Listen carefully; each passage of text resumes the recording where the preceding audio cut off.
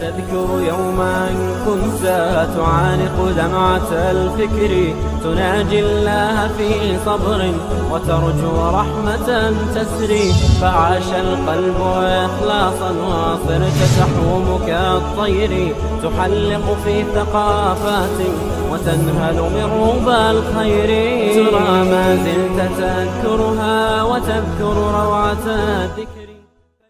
بسم الله الرحمن الرحيم.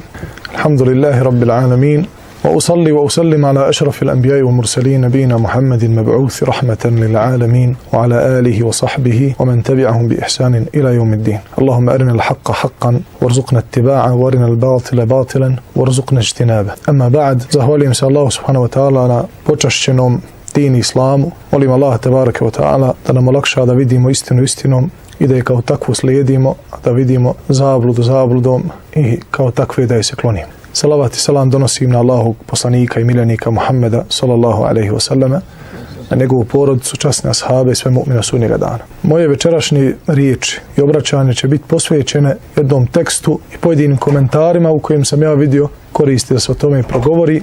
Pošto smo mi pri kraju mjeseca decembra po gregorijanskom kalendaru i aktuelna tema je kod svih Nova godina, kod nekih je aktuelna u kojem supermarketu je jeftinije meza i alkohol, pa da se tamo naveliko kupi. Kod nekog pak je aktuelna zato što se brine za stanje svoga naroda, shodno svojim mogućnostima, pa razgovara sa svojim komšijama i pokušava im reći da muslimanima nema mjesta u slavljenju Nove godine. Ja sam napisao na jednom portalu tekst čiji naslov i uvodni dio je, mogu ovako reći, pozitivno provokativan, gdje sam čestitao svim muslimanima za Novu godinu njihovu čvrstu odluku da neće proslaviti Novu. I čestitao sam svakom pametnom roditelju koji neće dozvoliti svome sinu i svojoj kćerki da odu sa društvom i da se izurlaju tu noć. Također sam čestitao svakom mladiću i djevojci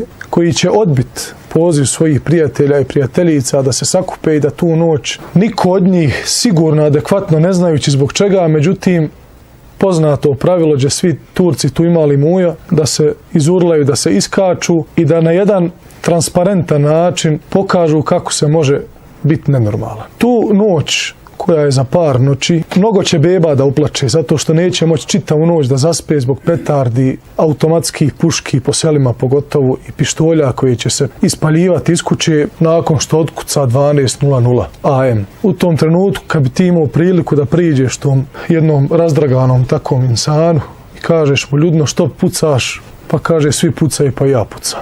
Ako je to mjerilo za slavlje, Allah subhanahu wa ta'ala je dao muslimanima da se s pravom 2 puta u godini provesele, da dane Bajrama učine danima jela i pića, veselja, čestitki, zikra i tako dalje. Zbog čega proslava? Proslavlja se nakon nečega što si pozitivno finiširao, što si završio s hajrom. Allah je s mudrošću dao da 2 Bajrama budu nakon 2 velika ibadeta. Prvi je Ramazan koji ako čovjek isposti nadajući se Allahovoj nagradi, vjerovajući u Allaha, Allah će mu prostiti sve grije. Pa se insan obraduje i bude mu lijepo prvo što se lahko osjeća nakon nastupanja Bajram namaza, osjeti lahkoću svojim prsima, riješio se svojih grijeha, riješio se belaja koji je radio u protekloj godini. A drugi Bajram je proslava nakon hadža, nakon najsvetijeg ibadeta, hodošćašća svete Kabe, gdje muslimani čitavog svijeta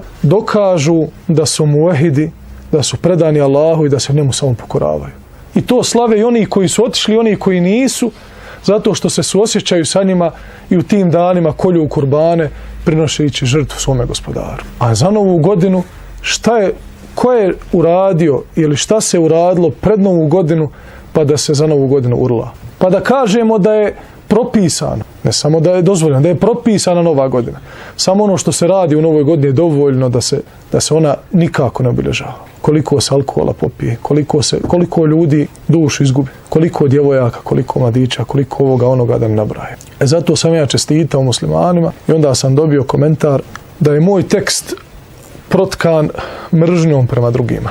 Da na ovakav način i ovakav nekakav stav prema Novoj godini i savjetovanje muslimana da ne obilježavaju Novu godinu jer je to kršćanski praznik koji su oni izmislili i nema veze sa din islamom i sa našom tradicijom. Ama baš nikakve.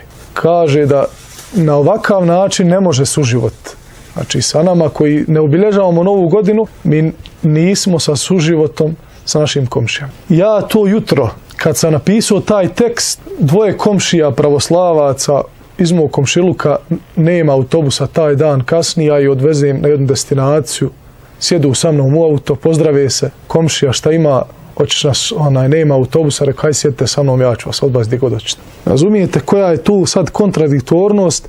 Taj čovjek koji je napisao taj komentar, ja sam ubijeđen da je on negativno naelektrisan na sve što se zove proislamsko, sve što se zove hajde da budemo muslimani kako treba.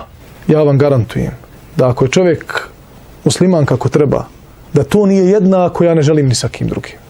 Bože sačuvaj. Pa Allah u Kur'anu kaže, ko smo mi da prikrijemo Allahove ajete? Vama su dozvoljena njihova jela, a njima su dozvoljena vaša jela. Što je Allah rekao, a njima su dozvoljena vaša jela? Pa da ga zovniš, da ga nahraniš. Meni je dovoljno kao muslimanu da znam da je meni moje halal od mog brata muslimana. Pa mi je Allah rekao da mi je dozvoljeno od onih koji su sljedbenici knjiga, kršćana i židova, da mi je dozvoljeno njihovo meso da jedem. Da kad te komšija kršćanin pozove, da pojedeš kod njega, da se odazoveš. Pa onda Allah kaže, a i vaša je hrana i vaše meso je halal njima. Da kaže muslimanima, zovni svog komšiju na kahu. Mi to znamo. I mi želimo tako. Ali nemoj sad da odmah idemo na tu temu ko nije želio tako i ko ne želi na takav način da živi sa muslimanom. Evo vam 1000 dokaza. Krenite samo gdje god su muslimani došli. I ostali da žive. Sigurno 1%, dobar postotak. U nekim zemljama i nekoliko milionski žive i dan danas 1000 i više godina ljudi koji su kršćani ili su pravoslavni ili katoličkog opredjeljenja kršćanstva. I nikakvih, ama baš nikakvih problema nemaju u tome što žive sa muslimanima. Da Allah subhanahu wa ta'ala je dozvolio da se mi muslimani, muškarci, vjenčajemo sa ženama od sljedbenika knjiga. Znači sa njihovim kćerkama, sa djevojkama koje su kršćansko-židovskog ubjeđenja. Baš iz tog nekakvog takve veze suživota i mogućnosti da se živi zajedno. A i sam Allahov poslanik sallallahu alejhi ve selleme je imao u Medini židove kao komšije i živio sa njima. Međutim, ova tema odnosi se na muslimane, na našu tradiciju. I mi čim kažemo ovo nije od naše tradicije, odmah se daje nekakva slika da mi ne želimo suživot, da mi ne poštujemo drugo. Pa dobro, kad su oni rekli svojoj djeci u crkvama, hajte vi na Bajram, hajte vi malo u džamiju na džumu, pa klanjajte tamo. Neće niko to reći. Neće niko spomenuti da 100 djevojaka u Egiptu se muče, neke su i podlegle nakon mučenja zato što su primile islam, bile kršćanke po crkvi. Pa kad primi islam, babo je uzme, kad sazna, stavi u crkvu pod ključ, ili će da se vrati u kršćanstvo, ili će biti tučena sve dok ne ispusti dušu. Ali svako zna navesti tamo, ima kod muslimana onaj hadis tamo da onaj koji otpadne od islama ubija se. Kod nas toga, to je propis, ali ima li toga kod nas praktično? Ali kod kršćana, kod njih se to praktikuje. Odrekao se kršćanstva, udi ovamo. Odmah ganja rodbina da ga sa islamskog aspekta dokazivanja i govora uleme o novoj godini, kaže Imam Zehebi, odgovarajući onome koji kaže obilježava novu godinu i ukrašava svoju kuću, samo da se djeca zabave. I to može se sad kod nas čuti. Ma kaže, nije meni do nove godine, ne bi ja to nislavio, nego ja, kaže, onu jelku kupio, djeci fino, kaže, ima male djece, pa kaže, nek se oni malo zabave, hajde šta će i biti u ćošku jelka, okače onih par, onih loptica, balone, kupim djeci šta fali. Kaže, Imam Zehebi takvom čovjeku. Kaže, nema goreg stanja od onog čovjeka koji izlaže svoje žene i svoju djecu Allahove srdžbi. Kakav je to insan koji kaže, ja neću slaviti novu godinu, međutim malo radi djece. Ti u tom trenutku izlažeš svoju djecu Allahovoj srdžbi. I ti si preči ko musliman da se naljutiš na one koji kažu Allah ima dijete. Pa što? Zato što Allah kaže u Kur'anu i samo što se nebesa ne strovali. Kad oni kažu Allah ima dijete. Pa nebesima krivo. Čije da se sruši. Također Imam Zehebi prenosi i predaju od Abdullah ibn Amra, koji je živio sa kršćanima u Egiptu.